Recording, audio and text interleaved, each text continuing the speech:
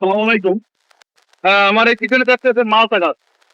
মালটা আপনারা অনেকেই চেনেন এবং বাংলাদেশে হয়তো অনেক জায়গায় বাগান আছে। আপনারা কেউ দেখছেন, কেউ দেখেন নাই। কিন্তু আমি আজকে আপনাদেরকে প্র্যাকটিক্যালি দেখাবো। এই যে দেখেন, এইগুলো আমার মালটা গাছ। মালটা গাছের গ্রোথ খারাপ না, মোটামুটি। ততটাও ভালো বলা যায় না। এই যে দেখেন, এই গাছটায় কয়টা মালটা হয়েছে? এই এই এক থেকে দুইটা। এই যে দেখেন মালটা। এই তো এতটুকু একটা গাছে যদি এরকম মালটা হয়, তো সেই যে ডাইন সাইডে একটা গাছে কত সুন্দর ফুল হচ্ছে।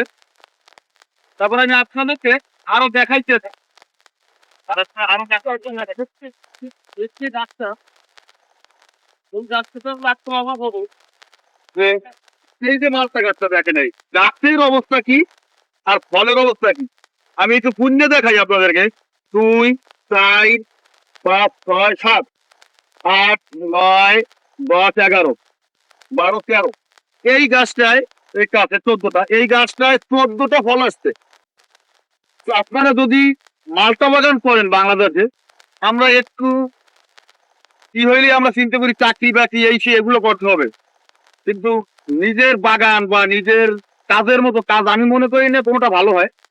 কিন্তু আমার এই মালটা গাছ, আমার যদি এরকম একটা বাগান থাকে, 2000 গাছ লাগানো থাকে, হয়তো এটা দিয়ে অনেক কিছু করা সম্ভব। আর আরেকটা মজার বিষয়, এই গাছগুলো 12 মাস ফল হয়। মানে এটা হইতেই থাকে, এই বাচ্চাটা শেষ হবে আবার ফল আসবে, এইটা শেষ হবে আবার ফল আসবে।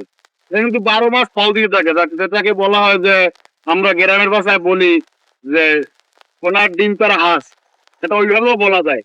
আর অ্যাভেলেবেল 400 টাকা কেজি তো মালটা সব জায়গায় থাকে। তো আপনাদেরকে আমার মালটা গাছ সবগুলো দেখাইতে পারলাম না, ভিডিওটা অনেক লং হয়ে যাচ্ছে। তো পরবর্তী আরেকটা ভিডিওতে বাকি গাছগুলো দেখাবো, ফলগুলো আর একটু বড় হোক। তো আমার দেখলেন তো বাগানটা। সবাই ভালো থাকবেন, সবাইকে ধন্যবাদ।